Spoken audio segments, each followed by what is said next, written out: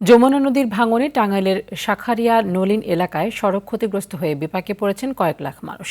এরই মধ্যে সড়কের ৬০ মিটার অংশ নদীগর্ভে চলে গেছে। এদিকে শেরপুরের শ্রীবর্দিতে পাহাড়ি ঢলে ঢেউফা নদীর ভাঙনে সড়ক ধসে পড়ায় বিচ্ছিন্ন হয়ে পড়েছে যোগাযোগ ব্যবস্থা। চরম ঝুঁকি নিয়ে বাঁশের সাঁকো দিয়ে চলাচল করতে হচ্ছে প্রায় ১০,০০০ বাসিন্দা ও পর্যটককে। প্রতিনিধিদের পাঠানো তথ্য ও চিত্রে আরও জানাচ্ছেন আব্দুল হামিদ। AKS অর্জন করল গিনেস ওয়ার্ল্ড রেকর্ডস। AKS উজানের ঢল আর ভারী বর্ষণে আগ্রাসী রূপ নিয়ে ফুলে ফেঁপে উঠেছে টাঙ্গাইলের যমুনা নদী। তীব্র স্রোতে ঢাকা তারাকান্দি মহাসড়কের শাখারিয়া নলিন এলাকায় দেখা দিয়েছে ভাঙন। এরই মধ্যে নদীগর্ভে চলে গেছে সড়কের ৬০ মিটার অংশ, বন্ধ রয়েছে যান চলাচল। ভাঙন আতঙ্কে দিন কাটাচ্ছে নদীপাড়ের লাখো মানুষ। সড়কটি রক্ষায় দ্রুত কার্যকর পদক্ষেপ গ্রহণের দাবি স্থানীয়দের। মেইন অংশটা যেখানে ব্লক দিয়ে বেড়িবাঁধ তৈরি করা হয়েছিল সেটা সহ নদীর গর্ভে বিলীন হয়ে যায়। বহপুর তারাকান্দি রোড ভেঙে যাওয়ার কারণে আমার বাড়িটা এখন অনিরাপদ। আমাদের এই সড়ক যেন না ভেঙে যায়, আমাদের কাছে অনুরোধ করছি।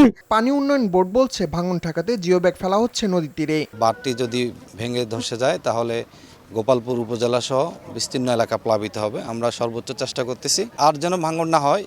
এই ভাঙন কবলিত এলাকার উজানের অংশে আমরা জিও ব্যাগ ডাম্পিং অব্যাহত রাখব। এদিকে গারোপাহাড় বেষ্টিত শেরপুরের শ্রীবর্দী উপজেলার সিঙ্গা বরুণা ইউনিয়নের চান্দাপাড়া এলাকায় ডেউফা নদীর ভাঙনে হারিয়াকোনা যাওয়ার একমাত্র রাস্তাটি ধসে পড়েছে। এতে বিপাকে পড়েছেন স্থানীয় পাহাড়ি জনগোষ্ঠী ও পর্যটকরা। জীবন ঝুঁকি মাথায় নিয়ে দুটি বাঁশের সাঁকো ব্যবহার করে পারাপার হচ্ছেন তারা।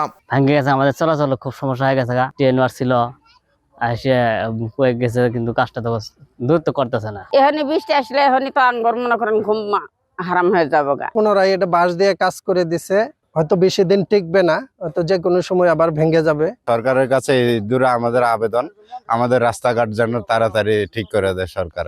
পানি উন্নয়ন বোর্ড বলছে তীর রক্ষার প্রকল্পে বরাদ্দ পেলেই কাজ শুরু করা হবে। জিও ব্যাগের মাধ্যমে আমরা জরুরি নদী তীর প্রতিরক্ষা কাজ বাস্তবায়নের পরিকল্পনা হাতে নিয়েছি। ঠিকাদার নিয়োগ প্রক্রিয়া সম্পন্ন হলে মাঠ পর্যায়ে কাজ বাস্তবায়ন করা সম্ভব। রাস্তা ভাঙা থাকায় প্রাকৃতিক সৌন্দর্যে ঘেরা হারিয়াকোনায় আসছে না পর্যাপ্ত দর্শনার্থী।